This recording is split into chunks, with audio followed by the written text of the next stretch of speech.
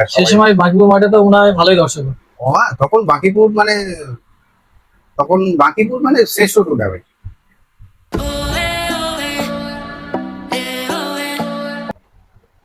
আপনারা দেখছেন unfilter Samim podcast series.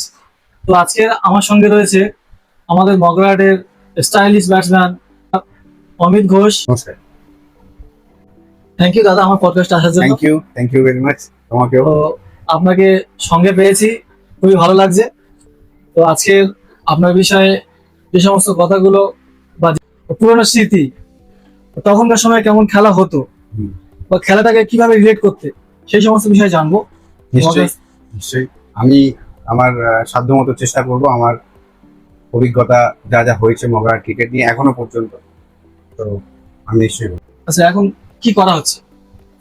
এখন ফার্মাসিউটিক্যালস প্রফেশনে আছি, লাস্ট 14 বছর এই প্রফেশনে আছি। খেলা ছেড়েছো কতদিন হচ্ছে? খেলা ছেড়েছি 2014-15 হবে। তো দেখুন, আমার দেখা মনে হয় 13 সালে আমি খেলতে দেখেছি। হ্যাঁ, আমি ওই 16তেও অল্প কিছু ম্যাচ খেলেছি, সিলেক্টিভ নিজের ঘরের টুর্নামেন্ট। কাছাকাছি টুর্নামেন্ট। হ্যাঁ, কাছাকাছি। সোনারপুরের জীবন মগার থেকে কমপ্লিটলি আলাদা। সোনারপুরের জীবন অ্যাকচুয়ালি কৃত্রিম জীবন। ওখানে 9 to 5 জব, সানডে ছুটি, ফ্যামিলি লাইফ। মগরাহাট থেকে দূরে ওখানে গিয়ে আছো ফ্যামিলিকে নিয়ে, মগরাহাটকে মিস করো? ডেফিনেটলি মিস করি। মগরাহাট আমার প্রাণের। মগরাহাট তো আজকে আমি যা কিছু সব কিছু মগরাহাটের জন্য। আমার স্কুলিং, কলেজ, বন্ধু বান্ধব, প্রথম প্রেম, সবকিছু মগরাহাটি। আচ্ছা, মগরাহাট ছেড়ে যাওয়ার কোনো বিশেষ কারণ? বিশেষ কারণ সেরকম কিছু নয়। মেয়ের পড়াশোনা, ভালো স্কুল, এটাই সবাই চায়, যেটা সবার সবারই দরকার demand থাকে। যে ভালো স্কুলে পড়ুক ভালো স্কুলে দরকার। ব্যাপারটা কি বলতো, নর্মালি আমাদের জীবন সব বাবা মাই চায় যে আমাদের জীবন যেরকম গেছে গেছে, কিন্তু পরের জেনারেশনকে একটু ভালো করে। তো ক্রিকেট খেলাটা কিভাবে শুরু হয়েছিল? ক্রিকেট খেলা সব বাচ্চাই যেরকম প্রথমে কাঠের ব্যাট, ছোট্ট একটা বল বাবার কাছে আবদার করে, সেরকম ভাবে শুরু হয়েছিল। আশেপাশের বাড়ির আমার বয়সী বাচ্চাদের সাথে খেলতাম। তারপরে 98-এ সচিন তেন্ডুলকারের একটা কি বলবো, স্মরণীয় ইনিংস আমার চোখের সামনে এখনো ভাসে। সেটা হচ্ছে, তুমিও জানো আশা করি, আমি লাইভ দেখেছিলাম, তুমি তখন ছোট ছিল। সেটা সার্জার স্যান্ডস্টর্ম যেটাকে বলে। তারপরে আমার ভেতরে কি ছিল যে ক্রিকেটটা, মানে সচিন তেন্ডুলকারকে দেখেই তখন থেকে প্যাশনটা জন্মাচ্ছে। প্যাশনটা জন্মেছিল তখন। তারপরে আস্তে আস্তে পাড়া থেকে, পাড়াতে সঙ্গ দিত কারা? পাড়াতে ছিল আশেপাশের আমার বয়সী যারা। নাম? নাম এই সময়কার বাচ্চাদের সময় সেই সময়কার বাচ্চা বলবো কি বলতো, তো তখন আমাদের পান্নালাল ঘোষ, যে এখনো আমি কাছে আছি তার সাথে, অনেক বছর তার সাথে খেলেছি, ওর সাথেই ছোট থেকেই খেলতাম। আরো কিছু ছিল, মহাদেব ঘোষ বলে একজন আমাদের পাড়াতে আমার ক্রিকেট টিমেই খেলতো, এখন খেলে না, ওর দোকান আছে। তো এদের সাথেই বড় হওয়া আস্তে আস্তে। আচ্ছা, প্রথম ম্যাচ প্রথম কোন ক্লাব আর কোন টুর্নামেন্ট? প্রথম ম্যাচ যদি তুমি বলো, তাহলে বলবো যে আমি তখন মোল্লা চক মিউনিসিপাল ক্লাবে খেলতাম না, ওই ছেলেদের সাথেই খেলতাম। তখন আমাদের খোকন ফ্যান ক্লাব বলে একটা ক্লাব ছিল, ক্লাব ছিল। সেখান থেকেই আমাদের উঠে আসা। তো ওদের প্রথমে যেরকম পাড়ায় হয় যে ফ্রেন্ডলি ম্যাচ যেরকম হতো পাড়ায় পাড়ায়, তারপরে একদিন আমাকে, আমাদের 2-3 জনকে উদয়ন সংঘ, আমাদের পাশের ক্লাব, ওখান থেকে আমাদেরকে বললো যে তোরা চল, আমার বাকিপুর বলে একটা টুর্নামেন্ট আছে। তো ওদের সাথেই প্রথম বাকিপুর দেখা। ফ্রেন্ডলি ম্যাচ ওটা হয়ে গেল। প্রথম টুর্নামেন্ট অংশগ্রহণ করেছেন, টুর্নামেন্ট নিতে তাহলে কি বাকি পড়বে? প্রথম টুর্নামেন্ট বাকিপুর, তখন আমি কত সালে? 2002। 2002। খোকন ফ্যান ক্লাব যে নামটা বলছো, এটাই তো পরবর্তীতে নিউ স্টার ক্লাবে পরিবর্তিত একদম, হয়েছে, একদম। তাই তো? জাস্ট নামটা চেঞ্জ। নামটা চেঞ্জ হয়েছে, ক্লাবটা প্রথমে Same নামটা club. ছিল খোকন ফ্যান ক্লাব, তারপরে ওটা নিউ স্টার ক্লাবের New নাম Star Club। পরিবর্তন করা হয়েছে। নিউ স্টার ক্লাবের সঙ্গে অনেক স্মৃতি জড়িয়ে আছে, হ্যাঁ, প্রচুর। অনেক দলের অনেক সদস্যদের সঙ্গে। হুম।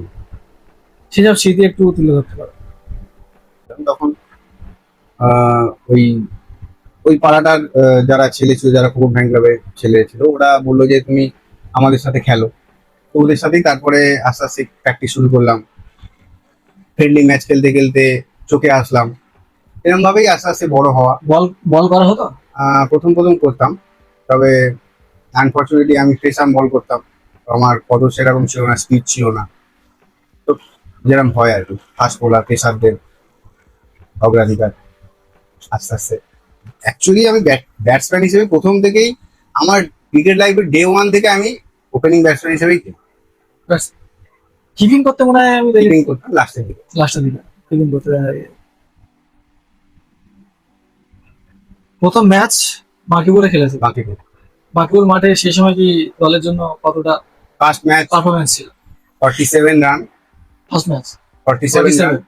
কার এগেনস্টে ছিল মনে আছে? প্রথম ম্যাচ ছিল বীরেন্দ্রপুর তরুণ সংঘ, দ্য গ্রেট পারভেজদারদের বিরুদ্ধে। এবং ছোটবেলা থেকে যার খেলা, মানুষের ফাঁক থেকে উঁকি মেরে মেরে দেখা, উঁচু হয়ে হয়ে দেখা, সেই লেজেন্ড পারভেজদার কে ফেস করা, একটা অসাধারণ মুহূর্ত ছিল। এবং প্রথম ম্যাচে 47 রান করা, তারপরে তো বাকিটা তো ইতিহাস। সেই সময় বাকিপুর মাঠে তো মনে হয় ভালোই দর্শক। তখন বাকিপুর মানে শ্রেষ্ঠ টুর্নামেন্ট। সেই সময় অ্যাকচুয়াল মনে হয় তো 1996 কি 98 সাল থেকেই তো মনে হয় শুরু হয়েছিল বাকিপুর টুর্নামেন্ট। হ্যাঁ, 96 থেকে প্রায় শুরু হয়েছিল, এক্সাক্ট আমি ইয়ারটা বলতে পারবো না।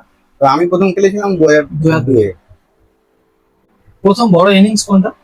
প্রথম বড় ইনিংস আমার প্রথম বাকিপুর ম্যাচে 47টাকেই আমি বলতে পারি। তারপর অনেক ইনিংস আছে, শুরুটা এটাই।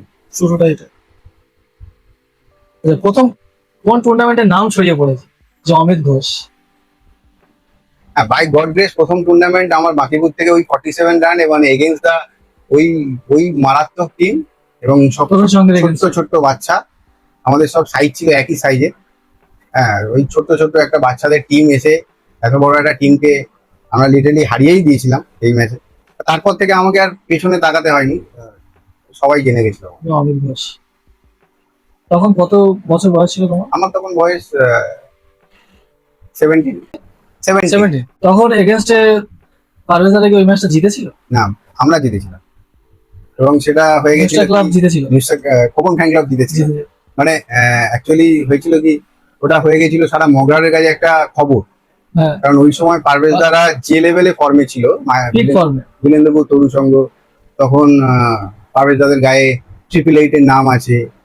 হ্যাঁ, তখন পারভেজদারা মানে Mustafizur Rahman, big big names, তখন তাদেরকে হারিয়ে দেওয়া মানে সেটা সারা মগরারের কাছে খবর একটা। তখনকার আঞ্চলিক টুর্নামেন্টের স্বপ্ন ছিল। স্বপ্ন, অবশ্যই স্বপ্ন। আমি যখন প্রথম জানতে পারি যে কালকে আমি যে অপোনেন্ট, সে আমার একজন কি বলবো, আমার স্বপ্ন একজন লোক যাকে আমি ফেস করবো। আমি ভাবতাম সবসময় সারাদিন যে পারভেজদাকে কি করে ফেস করবো, ওই মাপের বোলার, তাকে সাক্ষাৎ ফেস করা ওই দিনে আমার কাছে একটা বিরাট অ্যাচিভমেন্ট। এবং তার বিরুদ্ধে 6 মারা, জীবনে ওটা মোমেন্টস, ওই মোমেন্টস কোনোদিন কোনো কিছু দিয়ে তুলনা করা যাবে। নিউ স্টার ক্লাব আপনার কাছে কি?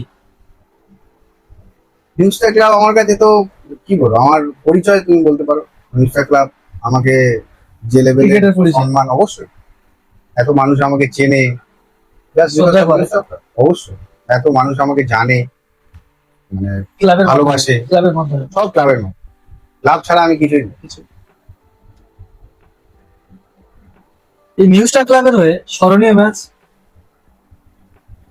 স্মরণীয় ম্যাচ অনেকগুলোই আছে। আমি স্পেশালি বলবো বাকিপুর মাঠে একটা ম্যাচ ছিল, যেটা আমরা সেকেন্ড ইনিংস চেস করছিলাম এগেইনস্ট তোমার উত্তর বীরেন্দ্রপুর নজরুল স্মৃতি সংঘ, তখন ছিল না, মনে আছে কি জানি না তোমার। ইয়েস, রফিকুল আমার বিলাভেড ফ্রেন্ড, ওর ভাই ছোট আমার থেকে, শফিকুল। তখন ওদের মিন্টুদা ব্যাট করতো, ও ভয়ানক ব্যাটিং ছিল। মানে ওদের এগেনস্টে একটা ম্যাচ ছিল যেটাতে মিন্টুদা স্টেপ আউট করে করে আমাদের বোলারদের মোটামুটি ঘাম ঝরিয়ে দিয়েছিল। এবং ওই 200, আমার এক্সাক্ট ফিগারটা মনে নেই, 216 কি 226 আমরা চেস করছিলাম। ওরা 16 ওভারে 216 করেছিল। হ্যাঁ, 216 বা 26 করেছিল। এবং ওই ম্যাচে আমি সেঞ্চুরি করি 100 চেস করে। কংগ্রাচুলেশন। হ্যাঁ, থ্যাংক ইউ। তো ওটা মানে মিন্টুদার ওই ইনিংসটা তুমি বলতে পারো যে আমার ইনিংসের পরে মানে বললে বড় কথা, কিন্তু চাপা পড়ে গেছিল আর কি।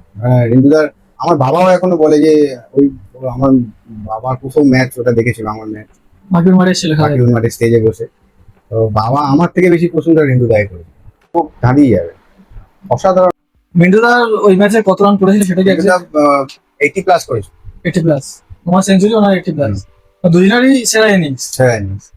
দুজনের উপরেই ভর করে দল হ্যাঁ এগিয়ে বলতে পারো, বলতে পারো। আমাদের অনেকগুলো উইকেট পড়ে গেছিল, কিন্তু আচ্ছা সেই সময় বল করছিল তার তোমাদের দলের হয়ে নিউজটা ক্লাব, আমাদের তখন তো কখন ফ্যান ক্লাব নাম ছিল কি তখন? না না, তখন নিউজটা ও নিউজটা ছিল। তখন নিউজটা হয়ে গেছে। জাস্ট মানে প্রথম টুর্নামেন্টের পরের টুর্নামেন্ট থেকে আমার নিউজটা হিসেবে 2-3 বছর হয়তো পরে। তো তখন আমাদের বল করতো পান্নালাল ঘোষ, জামির সর্দার, হ্যাঁ, জাকির সর্দার এখনো সে বল করে। তখন পলাশ বা আব্দুল তখন আসেন, আশি এরাই বল করতো নেই। দলের মানে মেন ভরসা হয়েছিল সেই সময় কি ব্যাটিং এর জন্য ম্যাচটা কি উইন হয়েছিল? না, আমরা অ্যাকচুয়ালি আমাদের মোল্লাচক মিউজিক ক্লাবের একটা খাসিয়াত ছিল, সেটা হলো আমরা হচ্ছে তোমার 8 থেকে 9 নম্বর পর্যন্ত আমরা সবাই ব্যালেন্স ব্যাট অন করতে অ্যাভারেজ ব্যাট করতে পারি। তার মধ্যে কিছু প্লেয়ার যারা উপরের দিকে ভালো খেলতো, আমি ছিলাম, জিয়াউল ছিল, তুমি তাকে চেনো কি যায় না, টুয়া ওর ডাক নাম। ও আমার কাছে বিরাট বড় একটা মানে দারুণ প্লেয়ার ছিল ও। আমাদের সন্ধ্যবাড়ি যে প্রাইমারি স্কুলের কাছে এক্স্যাক্টলি, হ্যাঁ, বাড়ি। ও অসাধারণ ব্যাট। ও ছিল, আমি ছিলাম উপরের দিকে খেলতাম, তারপর নিচের দিকে মিডিল অর্ডারে সিপাহিদা খেলতো। সিবাই খেলতো, সিবাইদা। তারপরে নিচের দিকে ওই জাকির সর্দার, জাকির শেখ ছিল আমাদের ক্যাপ্টেন, ও খেলতো। আর 8-9 পর্যন্ত গোলাম মুর্তজা, যার ডাকনাম মিঠু, ওরা ছিল। একটা ম্যাচ আমি তোমাকে বলছি শর্টে, একটা ম্যাচ ছিল 181 বাকিপুর টার্গেট দিয়েছিল। ওই ম্যাচটা আমাদের সবাই 16, 18, 20, 22 করে রান করেছে। 10 নম্বর উইকেটে গিয়ে আমরা ম্যাচটা জিতি। সবাই কন্ট্রিবিউট করেছিল, ওই 10, 12, 18, 2, 3 করে 6 মেরে আমরা কম্প্যাক্ট টিম ছিল নিচের পর্যন্ত। প্রত্যেকটা প্রশ্নের সঙ্গে কিন্তু বাকিপুরের কথা উঠে আসে। তখনকার বাকিপুরের টুর্নামেন্ট আর 2026 সালে দাঁড়িয়ে বাকিপুর টুর্নামেন্টে কিভাবে দেখছে বা ও সম্পর্কে কি বলতে চায়? দেখো, টুর্নামেন্ট তুমি যদি শারীরিকভাবে বলো, সমস্ত টুর্নামেন্টের মান কিন্তু নিম্নমান। বাকিপুরও খুব স্বাভাবিকভাবে ব্যতিক্রম না। বাকিপুরেরও আগের থেকে মানে আমরা যে সময় খেলেছি ক্রিকেটটা, তখন যে অ্যাটমসফিয়ার ছিল, এখন কিন্তু টুর্নামেন্টের মান অনেক কমছে। এটা সকলেই বলে। হ্যাঁ, আমার তো ব্যক্তিগতভাবে মনে হয়, আমি উইথ ডিউ রেসপেক্ট ওখানে। তো এখন টুর্নামেন্টটা কি ভালো করা যেতে পারে? অবশ্যই টুর্নামেন্ট কমিটি যদি সদিচ্ছা থাকে, অবশ্যই ভালো হতে পারে। তার যে পুরনো গৌরব অবশ্যই ফিরে আসে। আচ্ছা, আগের তুলনায় আর কিছু জিনিস আমি লক্ষ্য করি, সেগুলো আমি বলছি। বলো। প্রথমত, টুর্নামেন্টের যে ঐতিহ্য ছিল ফেয়ারা, হ্যাঁ, ওটাকে পুরো বন্ধ করে দিয়ে প্রায় 90% চাপ। এটার জন্য কি মান অনেকটা খারাপ হয়নি? 100%। এবং একমাত্র আমি দেখেছি তখন চারিদিকে প্রায় চাপ শুরু হয়ে গেছে, কিন্তু একমাত্র বাকিপুর ছিল যারা ফ্রেশামটাকে কন্টিনিউ প্রমোট করতো এবং বলতো এখানে ফ্রেশাম ছাড়া চলবে না। কিন্তু আমি জানি না পারিপার্শ্বিক চাপে কিনা অন্য টুর্নামেন্টের, যেহেতু ওখানে সবাই করছে আমাদেরও করতে হবে। আমার মনে হয় এই জায়গাটা বাকিপুরকে, ওইটা যদি ফ্রেশাম করা হয়, এবং শুধু বাকিপুর বলে না, মগরাটের সমস্ত টুর্নামেন্ট, আমি ব্যক্তিগতভাবে চাই মগরাট আঞ্চলিক ক্রিকেটের যে একটা গৌরব, মানে এত ভালো ভালো প্লেয়ার যারা খেলে এসছে এখনো খেলছে, ফ্রেশাম যদি থাকে, ফ্রেশাম খেলা যদি করা যায়, আমার মনে হয় ক্রিকেট খেলাটা হবে। এখন আমার মনে হয়, আমি রেসপেক্ট নিয়েই বলছি সবাইকে, কিন্তু এখন ক্রিকেটটা ঠিক এনজয় করি অনেস্টলি। ফ্রেশাম খেলা হোক, ভালো খেলা হোক, সেটাই আমি চাই। তো আগে তো প্রাইজ মানি ছিল না, তবু খেলাটা অনেক গ্ল্যামার ছিল। এখন প্রাইজ মানি এসছে আগের টুর্নামেন্টে, আগে দিত না। আচ্ছা, আমি জানি না এটা। হ্যাঁ, প্রাইজ মানি দিত না, তখন দিত না, এখন দিচ্ছে। কিন্তু তবু সেই গ্ল্যামার নেই। তার কারণগুলো এইগুলোই। একটা প্লেয়ার টুর্নামেন্টে প্রথম ম্যাচ থেকে আলাদা লেভেলের গর্জে থাকতো, দর্শক ভিড় থাকতো, বাকিপুর খেলাটা দেখতে সবাই অনেকে আগ্রহ থাকতো যে ওই টুর্নামেন্টটা দেখতে যেতে হবে। বাকিপুর টুর্নামেন্টে আরেকটা খাসিয়াত ভালো ছিল, এটাই যে 16 ওভারের খেলা, বড় টুর্নামেন্ট, সারাদিনে 2টো ম্যাচ হতো। হুম। আর বাকি যে টুর্নামেন্ট গুলো হয় এখানে প্লেয়ারদের কোনো জাজমেন্ট করার কোনো জায়গা নেই, না। 6 ওভারের খেলা, ঠিক। দুটো ব্যাটসম্যান ভালো খেলে খেলা শেষ। একদম। এখন 16 ওভারের খেলা, সেখানে ব্যাটসম্যান বলো বোলার বলো তাকে পরিপূর্ণভাবে দেখা যায় যে তার অ্যাবিলিটি কি আছে। একদম। তো সেই জায়গা থেকে প্রাইজ মানি বলো, এই যে ফেয়ার আর্ম তুলে দিয়ে চাক করা, এগুলোর জন্য অনেকটা মান কমে গেছে। 100। আর বাকিপুরে যে বিষয়টা হলো যে ফেয়ার আর্ম করছে না বা অন্য টুর্নামেন্ট গুলোতে চাক হচ্ছে বলে বাকিপুরে এনেছে, এটা কিন্তু বিষয় নয়। আমি যখন ছোট ছিলাম এটুকুনি শুনতাম যে বাকিপুর মাঠে খেলার জন্য 1.5 মাস এক মাস আগে থেকেই ফেয়ার আর্ম বল যারা করে না, টুর্নামেন্টে বল করে না, যারা ফেয়ার আর্ম করতো তাদেরকে ডেকে নিয়েছে, এই বলটা কর, ফেয়ার আর্ম কর, বাকি টুর্নামেন্টে বাকি টুর্নামেন্ট খেলতে হবে, এই একটা বিষয় ছিল। কিন্তু এখন আর সেটা দেখে এখন হতো না, সবাইকে যে ছুঁড়ে বল করে দিয়ে ছুঁড়ে বলটা তো সবাই করতে পারবে। সবাইকে। আমি আর বয়স্ক প্লেয়ার একবার যদি বলি বলটা ছুঁড়ে ওই পর্যন্ত পৌঁছে দাও, সে কিন্তু করে দিতে পারবে। কিন্তু ফেয়ার আর্ম বলটা হাতটা ঘুরিয়ে এসে পিছিয়ে ফেলতে পারলেই তাকে বলতে পারবো যে না ঠিক আছে একটা বোলার। একদম। এই জন্য দুটোর মধ্যে এতটা ডিফারেন্স। একদম। এখনকার ছেলেরা মানতে পারেনি এটা, যে ফেয়ার আর্মটা কেন আমার কি দরকার আছে। আমি যদি আমার নেটে প্র্যাকটিস হয়, আমি প্রত্যেকটা জুনিয়রকে আমি কিন্তু সাজেস্ট করি যে তুই ফেয়ার আর্ম কর। এবার অনেকে বলে তুমি ফেয়ার আর্ম বলে তাহলে তুমি কি সবাইকে সাজেস্ট করছো, করার দরকার নেই। কি হবে, শামীমরা কত দূরে যাচ্ছে। হ্যাঁ, এটাই তো অ্যাকচুয়ালি, এটাই আমি আমাদেরকে যারা ছোট আছে তাদেরকে বলতে হবে যে বেসিক বেসিক থেকে তুমি তো করতে পারো না। তুমি একটা ইংরাজি শিখছো, তোমাকে গ্রামারটা শিখতে হবে। তুমি স্পোকেন ইংলিশ শিখে তুমি বেশি দূর যেতে পারো। তুমি এটা দেখবে, আমিও ছোটদেরকে বলি যে ফেয়ার আর্ম তোমায় করতে হবে, এটাই করা উচিত। আজকে চলছে বলে তুমি চালাচ্ছ, দুদিন পরে যখন বন্ধ হয়ে যাবে তখন কি হবে? তুমি চাইলেও আর তুমি না, প্রেস আর্ম করতে আচ্ছা পারবে যারা এই মহাচ্ছে না। আমার দেখা, আমি নাম বলবো না, কিছু প্লেয়ার আছে যারা এখানে খুব বিখ্যাত, হয়তো বল ব্যাট দুটোই করে, বাইরে গিয়ে তাকে ব্যাটই করানো হয়, তাকে বল করতে দেওয়া হয়। মগার তো যে কজনই খেলে, আমি বলছি ধরো এখানে তারা দুটোই খেলে, দুটোই করে, বল করে অলরাউন্ডার পারবে। অলরাউন্ডার। কিন্তু বাইরে তাকে নিয়ে যায় কিন্তু ব্যাটসম্যান হিসেবে। কেন ছোট মাঠ, আমাদের মগার টুর্নামেন্ট গুলো হয় একদম ছোট ছোট মাঠে অর্গানাইজ করা হচ্ছে। বাইরের মাঠগুলো মেদিনীপুর সাইড চলে যাও, সাউথে অনেক মাঠ আছে যেখানে বাউন্ডারি দেখে মনে হবে যে এটা আমি 6 মারতে পারবো কি, ঠিক। এরকম মাঠ আছে। ঠিক। আর এখানে অনেক মাঠ আছে একটু এজ লেগে বাইরে চলে যাচ্ছে, মনে হচ্ছে না আমি কি না কি ব্যাটার হয়ে গেছে। কারণ রানটা ভালো বাংলাদেশে হচ্ছে। যাচ্ছি না যে আমি খারাপ বলতে চাচ্ছি, এরকম কোনো বিষয় নয়। বাইরে আমার মনে হয় বাইরে ক্রিকেটটা খেলতে হবে। হ্যাঁ, একদম তুমি দারুণ একটা পয়েন্ট বললে। আমি আমার প্লেয়ার, আমাদের ছোট যারা আছে তাদেরকে বলি যে বাইরে tournament, open chance tournament pass না পাস আলাদা কথা, বল বেঁধে যখন ফ্রি থাকবি দেখতে যা, দেখ বাইরে থেকে দেখ টুর্নামেন্ট। তোমার মগার ছাড়া আর বাইরে কি কি টুর্নামেন্ট খেলা হয়েছে? মগরাহাটের বাইরে খুব সীমিত টুর্নামেন্ট খেলেছি আমি। ম্যাক্সিমাম অনেক জায়গায়, সত্যি কথা বলতে কি, বলা সত্ত্বেও ক্লাবে খেলা থাকলে আমি ক্লাবে খেলাটাকে বেশি প্রাধান্য দিতাম।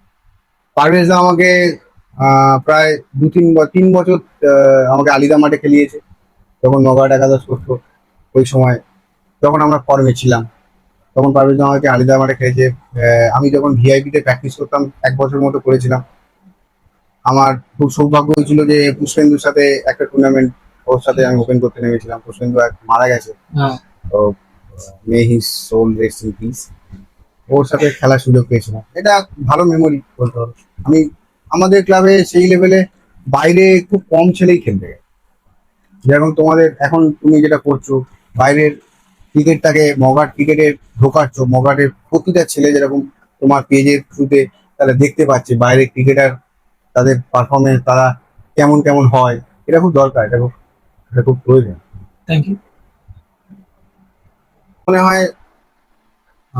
কি বলতো, টিমের জন্য খেলা, তুমি ব্যক্তিগত মাইলস্টোন দেখবে, ব্যক্তিগত ভাবে দেখবে হবে না। তুমি তুমি যখন চাইবে যে আমার টিমটা ভালো পারফরমেন্স করুক, এবং সে হতে পারে নিজের সেরাটা দিয়ে, দেখবে এই মাইন্ডসেটে প্রত্যেকটা প্লেয়ারকে, যারা আমার ছোট, যারা আমার সমসাময়িক, তাদের সবাইকে বলছি যে এই একটা মাইন্ডসেট নিয়ে আমি অন্তত খেলেছি, যে যখন একটা প্লেয়ার টিমের জন্য ভাববে, সেলফলেস ক্রিকেট খেলবে, সে অটোমেটিক, তার নাম ওরকম ভাবে তো হয় না, নাম জাজ করে দর্শকরা, দেখবে সে ঠিক মানুষের নজরে পড়ে যায়, দল ভালো পারফরমেন্স করলেই নিজের নাম হবে। নিজের নাম। আমি আমার নিজের পারফরমেন্সটা দিলাম, দল তার পারফরমেন্সের উপর ভিত্তি করে জিতলো, তাহলেই আমার নাম পরিচয়টা বলে। 100% এই মোটোতে আমি খেলে এসেছি। তখনকার নিউজটা ক্লাবের ড্রেসিং রুমটা কেমন ছিল? ড্রেসিং রুম তো ফ্রেন্ডলি ছিল। ড্রেসিং রুম আমাদের অ্যাকচুয়ালি আমাদের বয়সের ডিফারেন্স খুব বেশি ছিল না, সবাই যে খুব বড় সিনিয়র খুব ছোট এরকম ছিল না, আমরা মোটামুটি সবাই একই সেম বয়স। এজে ছিলাম, 2-3 বছরের এজ গ্যাপের মধ্যে সবাই ছিলাম। খুব ফ্রেন্ডলি অ্যাটমসফিয়ার ছিল আমাদের, এরকম দল বেঁধে হেরে গেলেও বেফিকার হয়ে আমরা, সকালে ম্যাচ থাকে খুব বাজেভাবে হেরেছি, খুব তাড়াতাড়ি আমরা Recover করতে পারবো। রিকভার করে নিতাম, কারণ আমাদের মধ্যে ওটা ছিল যে চলো হয়ে গেছে হয়ে গেছে। তখন টুর্নামেন্ট কি এখনকার টুর্নামেন্টের মতো বেশি ছিল? এত পরিমাণে অত টুর্নামেন্ট ছিল না, অত ছিল না, আমরা হয়তো মেরে কেটে সারা সিজনে হয়তো 7-8টা টুর্নামেন্ট। এখন টুর্নামেন্টের সংখ্যা কি জানা আছে? বাবা, এখন আমি লাস্ট অনেক বছর মগা ক্রিকেট সেই লেভেলে ফলো করি না, ছেলেদের থেকে যতটা জানি মানে ভয়ানক, মানে এক এক দিনে আমরাও খেলেছি, কিন্তু আমাদের বেলা কি হতো, সেমিফাইনালে ওঠার পরে ক্লাস করে যেত। ধরো 3টে টুর্নামেন্ট চললে বিভিন্ন জায়গায়, সেমিফাইনাল পর্যন্ত ধরো কোয়ালিফাই করার পরে আমাদের এরকম অনেক অভিজ্ঞতা আছে, এক এক দিনে আমরা 3টে ম্যাচ খেলেছি, 3টে সেমিফাইনাল, সারাদিন মুড়ি চানাচুর শশা এইসব খেয়ে 3টে-4টে ম্যাচ খেলেছি, কিন্তু সেটা হতো সেমিফাইনালে গিয়ে। এখন তো গ্রুপ থেকেই তুমি এক এক দিনে 4টে-5টা করে টুর্নামেন্ট। আমি জানি না কিভাবে ম্যানেজ করে সবাই, আর এতে আমার মনে হয় না খুব বেশি মগা ক্রিকেটের আচ্ছা, এই যে জায়গাটা বললে, আমি এখানে একটা টাইম দেওয়া হয়েছে 10টার সময়, সে টিম কোনো মতেই 10টার সময় উপস্থিত হচ্ছে না। না। এই ডিসিপ্লিন সম্পর্কে কিছু বলো। এটা কি বলতো, এটা আমরা যখন খেলতাম না, আমরা যদি ধরো কোনো টুর্নামেন্ট খেলতে যাব, ফার্স্ট ম্যাচ সকাল 10টা। মিনিমাম ধরো সেখান থেকে আমাদের ক্লাব থেকে মাঠের ডিস্টেন্স, তখন আমরা সাইকেলে, এত বাইক ছিল 2 কিলোমিটার। 2 কিলোমিটার, তাহলে সাইকেলে যেতে হবে, একটা টাইম লাগবে। আমরা সেই টুর্নামেন্টের, তুমি ভাবলে অবাক হবে, আমি জানি না কে কে করতো, আমরা তার আগের দিন রাত্রিবেলা সন্ধ্যেবেলা ক্লাবে এসে সেই টুর্নামেন্ট নিয়ে স্টাডি করতাম, ডায়েরি মেনটেন করতাম, টিম সিলেক্ট করতাম।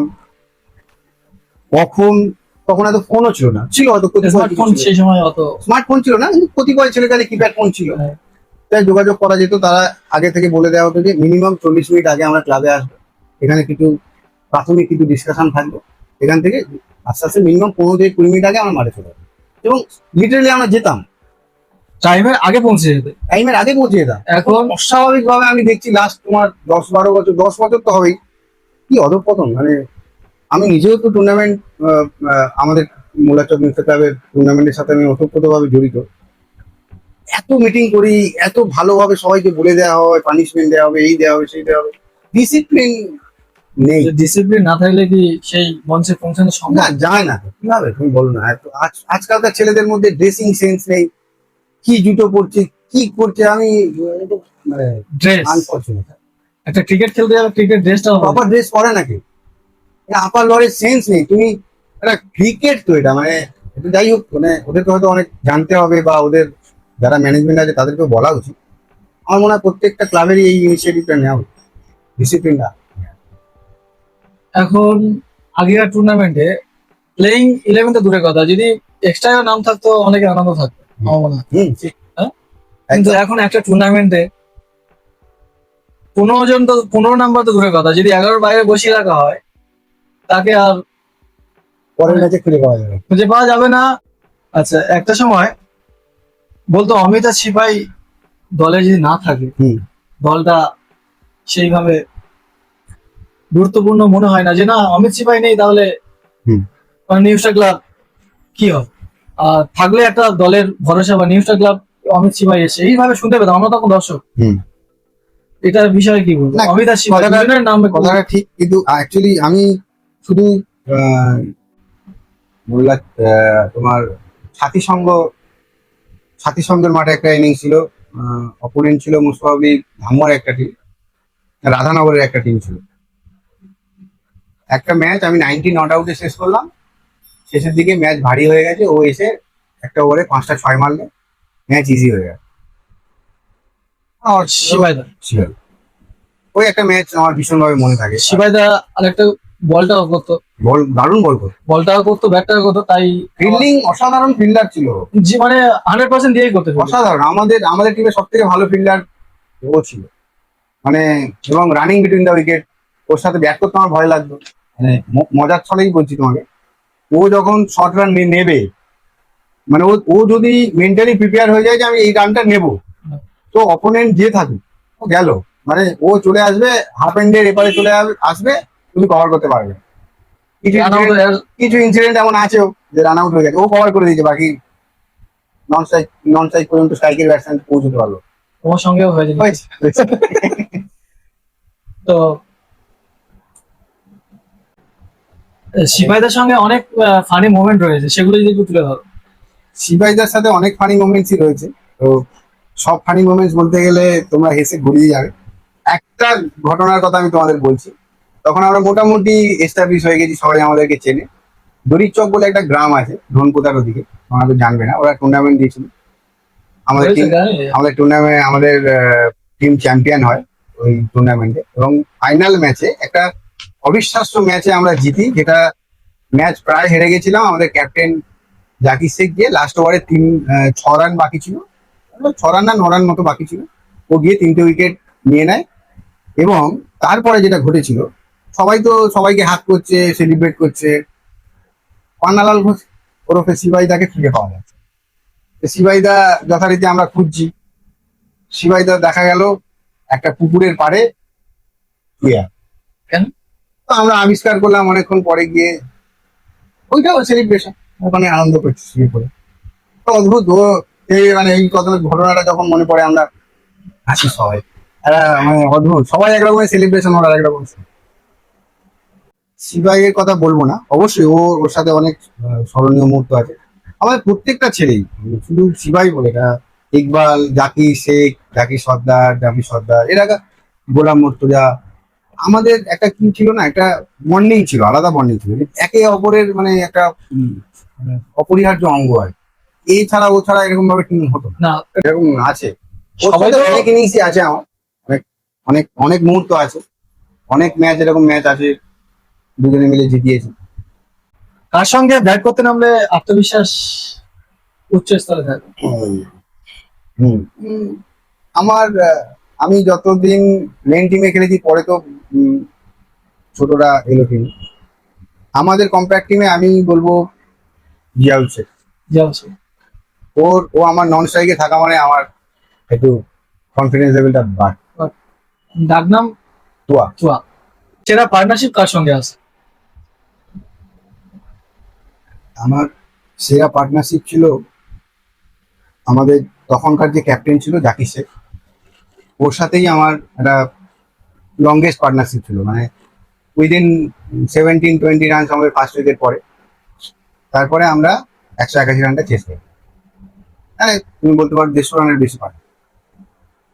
লক্ষ্যমাত্রা কত ছিল? 181, 181 ছিল। আর দুজনের পার্টনারশিপ 150 কাছাকাছি, 150 প্লাস। 50 প্লাস। কোন শটটা খেলতে ভালো লাগতো? বেস্ট শট আমি যেটা সব থেকে বেশি এনজয় করতাম, ওভার দ্য কভার 6 রান, যেটা এখনো আমি প্রত্যেক প্লেয়ারের যাকেই দেখি আমার খুব ভালো লাগে। কোন মাঠে খেলতে সবচেয়ে বেশি ভালো লাগতো? তুমি যদি অ্যাটমসফিয়ার হিসেবে বলো, প্রথমের দিকে তো অবভিয়াসলি বাঁকিপুর, তারপরে আমার দারুণ, মানে তুমি যদি বলো মাঠের ওভারঅল স্ট্রাকচার, দর্শক, আমার মগার হাই স্কুল মাঠের বেলিয়ার সাথে সাথে হ্যাঁ, পশ্চিম বেলিয়ার সাথে সিটির সঙ্গে যে বছর আমি টুর্নামেন্ট খেলেছি, ওখানে অসাধারণ অ্যাটমসফিয়ার, দারুণ টুর্নামেন্ট কমিটি, পরিবেশটাও অনেক ভালো, অসাধারণ, মানুষজন খুব ভালো। এবং আমার প্রচুর প্রচুর ওখানে স্মৃতি জড়িয়ে আছে। প্রচুর স্মৃতি আছে। আমার ম্যান অফ দ্য টুর্নামেন্ট আছে, বেস্ট ব্যাটসম্যান আছে একটা বছর, ঘুরি ঘুরি প্রাইজ আছে। বেলিয়া স্কুল মাঠ, যেটা মগার হাই স্কুল মাঠ, বেলিয়া মগার হাই স্কুল মাঠে 3-4বার ম্যান অফ দ্য টুর্নামেন্ট আছে। একবার টুর্নামেন্ট হয়নি, বেস্ট ব্যাটসম্যান পেয়েছিলাম, ব্যাট পেয়েছিলাম আরবিকে, এখনো মনে আছে। আর তখন মহেন্দ্র সিং ধোনির রিবক জাস্ট করেছে, হ্যাঁ হ্যাঁ, 9 সালের কথা বলছি। 2007 থেকে ধোনি খেলছে। হ্যাঁ, 9 সালে বেস্ট ব্যাটসম্যান ছিলাম, আমাকে আরবিকে ব্যাট দেওয়া হয়েছিল, এবং সেই বারটা টানা আমি 4টে-5টা সিজন খেলেছিলাম, মানে অনেক রান আছে। তখনকার ব্যাট গুলো অনেক ওয়েট ছিল। হ্যাঁ, এখন সব অদ্ভুত অদ্ভুত স্টাইলের ব্যাট ফ্যাট উঠে যায়, কিসব পেছন থেকে ও তোলা তোলা। অ্যাকচুয়ালি এগুলো বড় মাঠের জন্য করেছে, কিন্তু আমাদের এই যে ছোট মাঠের জন্য সব ব্যাটই চলে যাবে, কিন্তু এগুলো হ্যাঁ। বুঝতে পারে না কেউ। যে, এখন বড় মাঠ যেগুলো বাইরে যেগুলো টুর্নামেন্ট গুলো হয়, ফেরাম এক তো ফেরাম মানে পেস কম, আমাদের মগরাটা আমাদের থেকে পেস কম, চাক বল খেলা যে রোয়া পেস, হ্যাঁ। এর সঙ্গে কম্পেয়ার করলে ওর পেস অনেক কম। অনেক কম। তো সেই পেস খেলার জন্য, বড় বাউন্ডারিতে 6 মারার জন্য এই ব্যাট গুলো অ্যাকচুয়াল করা হয়েছে, মানে মডিফাই করে ভেবে চিন্তে এগুলোকে হালকা করার জন্য, ব্যাটের যাতে পাঞ্চও ভালো থাকে, অথচ ব্যাটটা ওয়েটটা যেন হালকা থাকে, এই কারণে স্টাইলিশ গুলো করা হয়েছে। কিন্তু আমাদের এই ছোট মাঠের জন্য এগুলো না, এখন তো সবাই ওই ব্যাটেই খেলছে, ভালো লাগছে। একটা ট্রেন্ড হয়ে গেছে এখন ওই ব্যাটে। বাকিপুর মাঠে কতগুলো সেঞ্চুরি রয়েছে একটু বলে। হ্যাঁ, আমার বাঁকুড়ার মাঠে 2টো সেঞ্চুরি আছে, আর একটা সেঞ্চুরি আমার চারগাছি কাছাকাছি ওখানে। প্রাথমিক না, ওরা মাঠে মাঠে খেলা খেলা দিয়েছে। দিত, বড় বড় সাইজের মাঠ ছিল, ওই মাঠে একটা সেঞ্চুরি। বাঁকুড়ার মাঠে 2টো ছিল, তিনটে ওভারঅল, তিনটে সেঞ্চুরি। টোটাল 3টো। ছোট ওভারে খেলা সেঞ্চুরি বা কত মাগুর মাঠে তো হ্যাঁ, 16 ওভারে খেলা হয়, সেখানে সেঞ্চুরিটা করার সেঞ্চুরি। সম্ভাবনা থাকে। তারপরে ওভার যদি তোমার কম হয়, কি করে সেঞ্চুরি পর্যন্ত একটা ব্যাটসম্যান যাবে? দলের রানই 80-90 যদি আসে, 50 করা চাপ হয়ে যায়, তখনকার সময় রানও কম হতো। আরো কম। রানও কম হবে তখন। 80 রান মানে অনেক রান। অনেক রান চেস করা মানে। হ্যাঁ, 6 ওভারে খেলে 120 চেস হয়ে যাচ্ছে। কোন মাঠে খেলতে সবচেয়ে কঠিন লাগে? কি বলতো, রান পেলে সব মাটি তোমার ভালো লাগবে, রান না পেলে কঠিন লাগবে, সেটা কথা না। কিন্তু কঠিন বলতে মনে করুন দর্শকদের অনেক চাপ থাকে। সত্যি কথা বলতে কি, দর্শকদের, একটা ব্যাটসম্যান যদি দর্শকদের কথা ভেবে মাঠে খেলতে নামে, সে খেলতে পারবে না। তুমি যখন বাকিপুর তার পিকে ছিল, আমাকে তখন একটা ট্রেন ছিল, এখন জানি না হয় কি, 50 টাকা 100 টাকা নিয়ে তোমার মাঝে মধ্যে দিয়ে আসতো, হুম, ভালো শট খেললে। হ্যাঁ, ভালো শট খেলবে। তো এরকম একটা খেলছি, হাফ সেঞ্চুরি করেছি, তো একজন গিয়ে দিয়েছে, তো সে মাঠের বাইরে বেরিয়েছে, বলছে, ভাই তুই খেলিস কি করে এখানে, চারিদিকে শুধু কালো মাথা, কি করে খেলিস, তো ভয় লাগে না? এত দর্শক, এত দর্শক, ওটা প্যাক, মানে মনে হয় যে লর্ডস এর প্যাক শিডিউল যেরকম থাকে। অনেকে পাঁচিলের ওপর দিয়ে, ছাদের ওপর দিয়ে, গাছের ওপর দিয়ে খেলাটা দেখে। বাকি বলে আলাদা ক্রেজ। আপনার সর্বোচ্চ ব্যক্তিগত রান কত ছিল? আমার 136, 136 নট আউট, কোন মাঠে? বাকি বাঘুর মাঠে। আচ্ছা, সর্বোচ্চ রান 136। আচ্ছা, ওই ম্যাচ সম্পর্কে কিছু স্মৃতি যদি থাকে। ওই ম্যাচে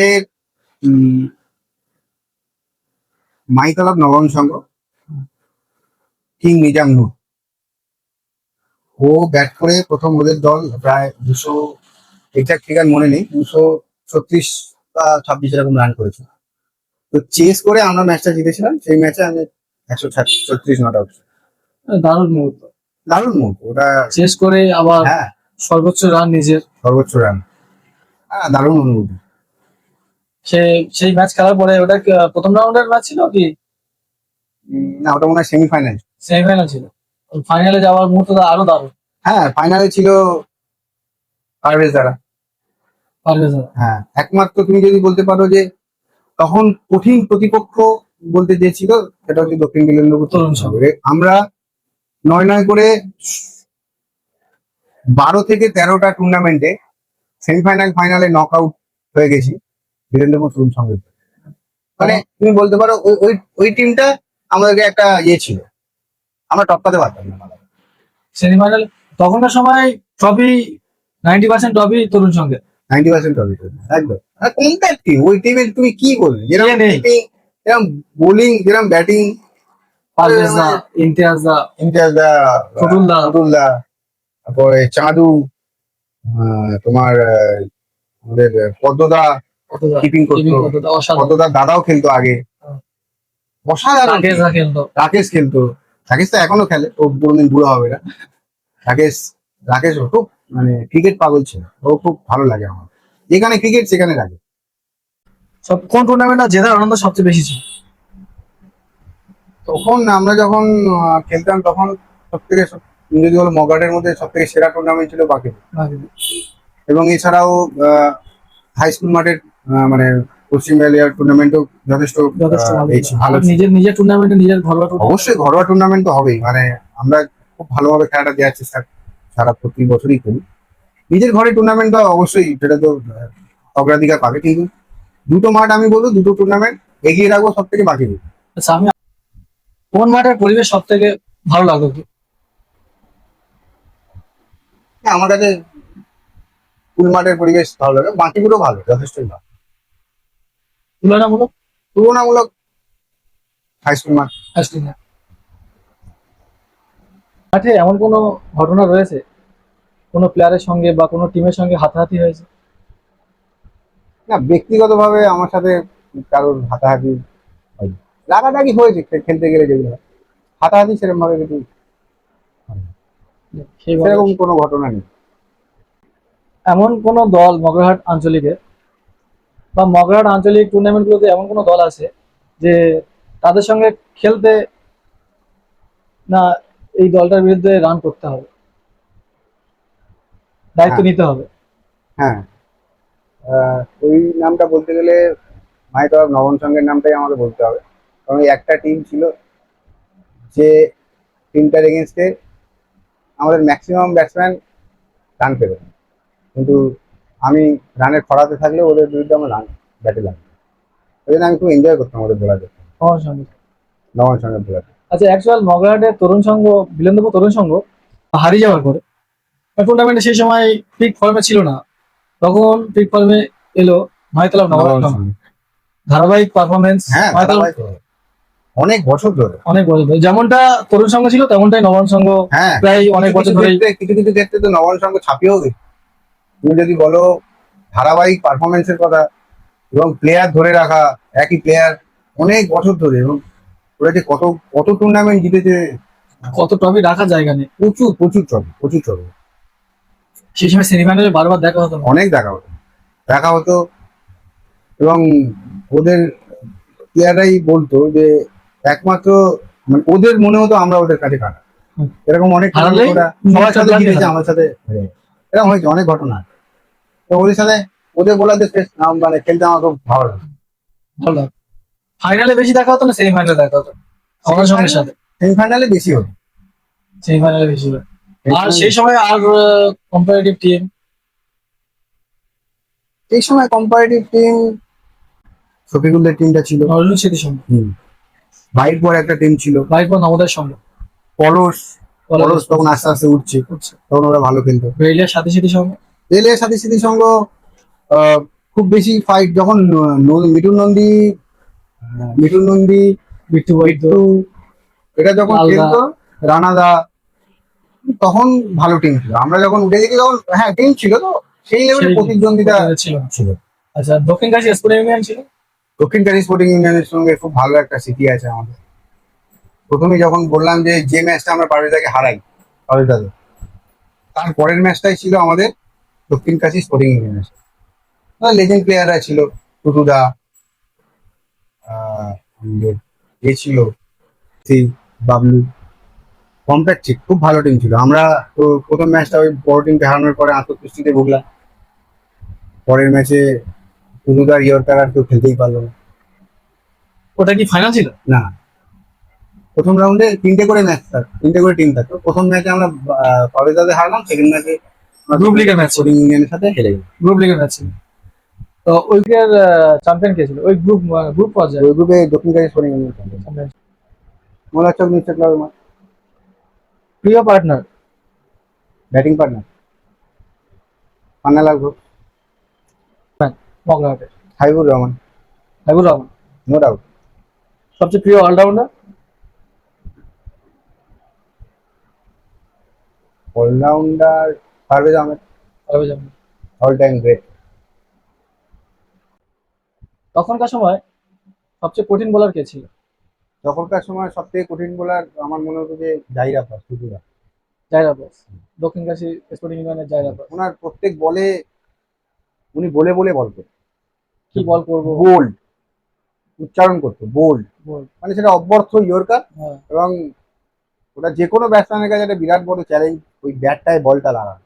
টাফ, আমার কাছে তো উনি টাফেস্ট বল। টাফ এবার। তারপরে যদি কারোর নাম বলতে পারো? তারপরে মুস্তাফিজুর রহমান, টুটুল্লাহ, ছোটদা, তরুণ সঙ্গে। বিলেন্দু টনটন। খাবার কি খেতে ভালো হয়? খাবার সিম্পল খাবার, ফেভারিট ফুড? অনেকে বিরিয়ানি, কেউ বলে হ্যাঁ fried rice, chilli chicken. Fried rice, chilli.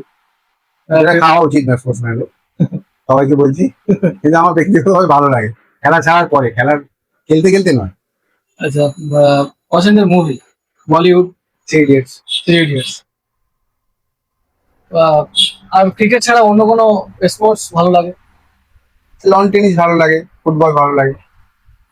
Football ভালো লাগে, লং টেনিস ভালো লাগে। ফুটবলের প্রিয় খেলোয়াড়? Lionel Messi. বর্তমানে ফাইনালে। আজ যদি কেউ অমিত ঘোষকে এক লাইনে মনে রাখতে চায়, আপনি কি চাইবেন? মানুষ কি বলবে as a cricketer, as a cricketer, as a human being, as a human? নিজের সম্বন্ধে কি বলবো? ভালো মানুষ আমার মনে আপনি হয়। কি চাইবেন যে আমি ক্রিকেটার হিসেবে মনে রাখুক, না ভালো মানুষ হিসেবে? অবশ্যই ভালো মানুষ হিসেবে মনে রাখো। আমি সবাইকে বলি যে ভালো ক্রিকেটার হতে গেলে অবশ্যই তাকে প্রথম প্রথম তাকে ভালো মানুষ হতে হবে। সে খেলার যে কোনো স্পোর্টস করুক বা যে কোনো সে যে যে জায়গায় আছে, প্রথমে ভালো মানুষ হতে প্রথমে হবে। ভালো মানুষ হতে হবে। একদম এরপরে আর কি, আগে ভালো মানুষ, তারপরে তুমি যেটা তোমার প্যাশন তুমি সেটাকে ফলো করো। ওভারঅল মগার যত ক্রিকেটার আছে, সবচেয়ে ক্লোজ ফ্রেন্ড ক্রিকেটারদের মধ্যে আমার সাথে ক্লোজ ক্লোজ ফ্রেন্ড আমার ক্লাবের ছেলেরাই সবাই আমার ক্লোজ। আমার আমার সঙ্গে যারা যারা খেলেছে, খেলে যে ইকবাল আছে।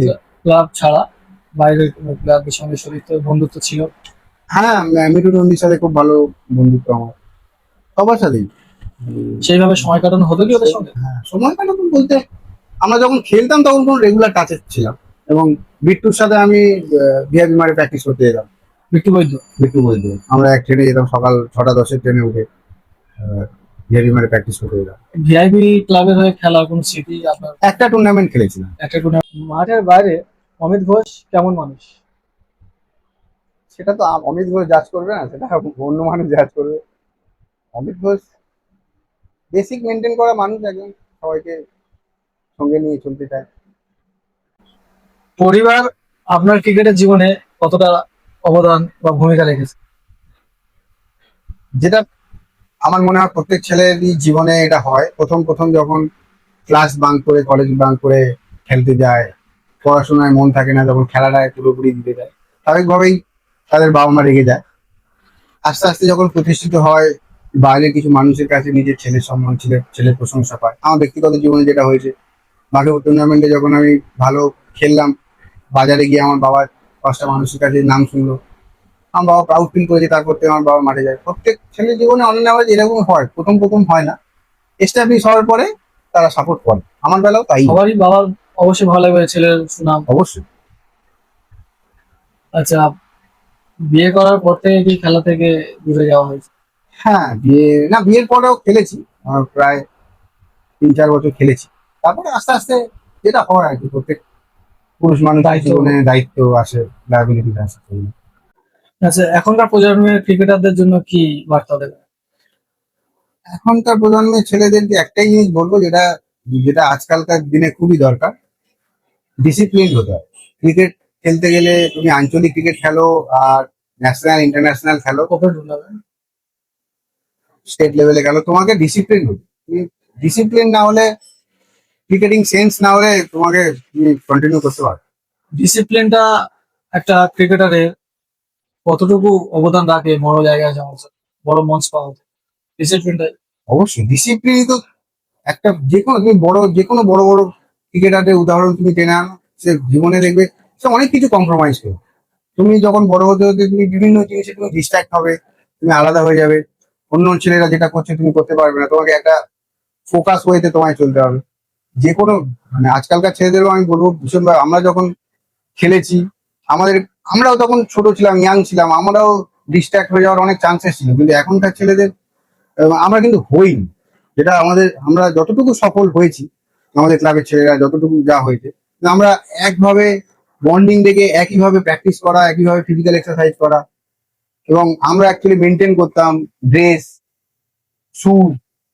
এখনো এই 2026 সালেও আমি দেখি অনেক প্লেয়ার টুর্নামেন্ট খেলতে আসে, শুজ পরে না, স্লিপার পরে চলে আসে, মাইকে অ্যানাউন্স করতে হয় যে ট্র্যাক শুট পরে নাও। ট্র্যাকস্যুট পরে না। জিন্স আর নট অ্যালাউড, এটা আমরা প্রত্যেক মিটিং এ বলি, বলতে হবে, এটা খেলার জন্য বলতে হবে, বলতে হয়, এটাই ব্যাপার, বলতে এটাই হয়। সত্যি ব্যাপার। এবং দুর্ভাগ্য এটাই, প্রত্যেক বছরে কেউ না কেউ, কোনো না কোনো টিম আইদার স্লিপার পরে আসবে, নয় কেউ জিন্স পরে আসবে, নয় সেই কেউ ক্যাজুয়াল পরে আসবে। এটা কাম্য নয়। মগরার ক্রিকেটের জন্য কোনো বার্তা দিতে চাইবেন? আমি খুব নগণ্য মানুষ বার্তা দেওয়ার জন্য। মগরাহাট ক্রিকেট, আমি যেটা ফিল করেছি ব্যক্তিগতভাবে, স্পেশালি আমি জানাবো শামীমকে, মগরাহাট ক্রিকেটটা আমি যখন থেকে ভাবা বন্ধ করে দিয়েছিলাম, শামীম সেখান থেকে ভাবা শুরু করেছে। কারণ আমি ভীষণভাবে চাইতাম এরকম একটা প্ল্যাটফর্ম তৈরি হোক। আমি ইভেন অনেক বছর আগে, পারভেজার হয়তো মনে থাকবে, আমরা ওই কিরণ মোবাইলের উপরে আমরা একটা মিটিং করেছিলাম, যেখানে এই ডেট বিষয়ে বিভিন্ন টুর্নামেন্ট একই দিনে পড়ে যাওয়া বিষয়ে একটা মিটিং হয়েছিল, এবং আমার একটা কমিটি তৈরি করার প্ল্যান হয়েছিল। হয়তো সেটা ভেস্তে গেছে সবাই সময়ের অভাবে, বা যাই হোক ইন্টেন্সিটির অভাব ছিল। এই প্ল্যান প্রোগ্রাম অনেকদিন আগে থেকে চলে আসে, কিন্তু থ্যাঙ্কস টু ইউ শামীম, তুমি এত ভালো ইনিশিয়েটিভ নিয়েছো এবং মগরাহাট ক্রিকেটকে একটা আলাদা আঙ্গিকে মানুষ দেখছে। অনেক মানুষ যারা এই আঞ্চলিক ক্রিকেট, অনেক প্লেয়ার আমার মতো, তোমার মতো, অনেক ছোট ছোট প্লেয়ার, বড় বড় প্লেয়ার আছে, অনেকের নিজের ব্যক্তিগত কারণে বলো, পরিস্থিতির চাপে বলো, খেলা থেকে হারিয়ে যায়। এবং এই খেলাটাকে নিয়ে আবার নতুন করে ভাবা, নতুন করে সেই তার মধ্যে ফিরে আসা, সেই প্যাশন আবার তৈরি করা, এটা আমি তো বলবো স্পেশালি থ্যাঙ্কস টু ইউ। মানে আমি ব্যক্তিগতভাবে আমি নতুন করে ভাবছি আবার। স্মৃতি যে তখনকার সময় ক্যামেরা ছিল, তো অনেক খেলোয়াড় আছে, তারা অনেক অবদান রেখেছে ক্রিকেটের প্রতি, নিজের মগরাটের প্রতি। তো সেই সবগুলো, বা আমি শুধু মগরাটটাকেও আমার সীমাবদ্ধের মধ্যে রাখি না, মগরাটের বাইরেটাকেও ভাবি। আমার মগরাট ছাড়া মগরাটের বাইরেও অনেক ক্রিকেটার আছে যাদের অনেক কৃতিত্ব রয়েছে, যাদের স্মৃতি রয়েছে, সেই সবগুলোকে তুলে ধরা, এমন একটা প্ল্যাটফর্ম, তাদের গল্পগুলো আরো লোকের মাধ্যমে ছড়িয়ে যাওয়া, নতুন প্রজন্মের কাছে এই জিনিসগুলো পৌঁছে দেওয়া, তখনকার সময় কেমন ছিল, এখনকার সময় কেমন ছিল, এটাই আমার চেষ্টা। হ্যাঁ, সত্যি আমি সাধুবাদ জানাই তোমাকে। মানে এই যে ডিফারেন্স, তুমি তো আমার থেকে ছোট অনেক, আর একেবারে হালফিলের ছেলেও নয়, মাঝামাঝি জায়গায় তুমি এই জায়গাটা ফিল করাটা, এটা একটা বিরাট বড় ব্যাপার। মানে আমি অনেস্টলি বলছি, অনেক ছেলে না এগুলো ভাবেই না। আমরা যে যে স্যাক্রিফাইস করেছি, কম্প্রোমাইজ করেছি, কেরিয়ার, তখন কেরিয়ার গড়ার সময় অনেক ছেলে, আমি শুধু না, অনেক ছেলে ক্রিকেটটাকে এমন ভাবে তারা নিজের মধ্যে ঢুকিয়ে নিয়েছিল, অনেক কিছু কম্প্রোমাইজ করেছে। আজকে তাদের পরিচয় পাওয়ার দিন আমি মনে করি। তোমার প্ল্যাটফর্ম থেকে, তোমার পেজ থেকে ছোট্ট একটা তার ছবি যখন পাবলিশ হলো, 5টা মানুষ দেখলো, সে নিজে যখন দেখলো, এটার একটা যে অনুভূতি, সে তখন না ব্যক্তিগতভাবে ভাববে যে জীবনে সবসময় মনে হতো, সবাই বলতো যে কি করেছিস, কি করেছিস। এই যে উঠে আসা, এই যে নিজেকে দেখা, আরো 5টা মানুষের কাছ থেকে শোনা, এটা তার মনে হবে যে না, খুব খারাপ কিছু করে। এটাই আমার চেষ্টা, যাতে সেই গল্পগুলো মানুষের সামনে তুলে ধরা হয়। এটাই আমার চেষ্টা।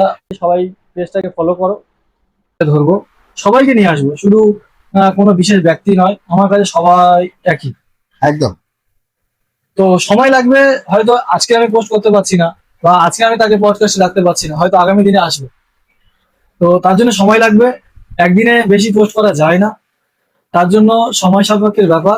সবাইকে নিয়ে আসবো, তো সবাই আমার পাশে থাকো, আমার পেজটাকে ফলো করো, ফেসবুক পেজ আনফিল্টারেড শামীম, ও আমার ইউটিউব চ্যানেল JSW ক্রিক জোন, এই ইউটিউব চ্যানেল। তো আজকের আমাদের সঙ্গে ছিল বিশেষ ব্যক্তি অমিত দা, আমার আজকে দাদাকেও জানাবো Thank you. অসংখ্য ধন্যবাদ আমার এই পডকাস্টে আসার জন্য। থ্যাংক ইউ তোমাকেও, তোমার পেজকে অনেক অনেক অভিনন্দন। তোমার পেজ আরো বড় হোক, আরো মানুষ জানুক, অনেকের মধ্যে ছড়িয়ে পড়ুক। আমার তরফ থেকে আপনাদের কাছে অনুরোধ থাকবে যে আনফিল্টার শামীমকে সাপোর্ট করুন, লাইক, শেয়ার, কমেন্ট এবং সাবস্ক্রাইব করুন। Thank you. ধন্যবাদ দাদা।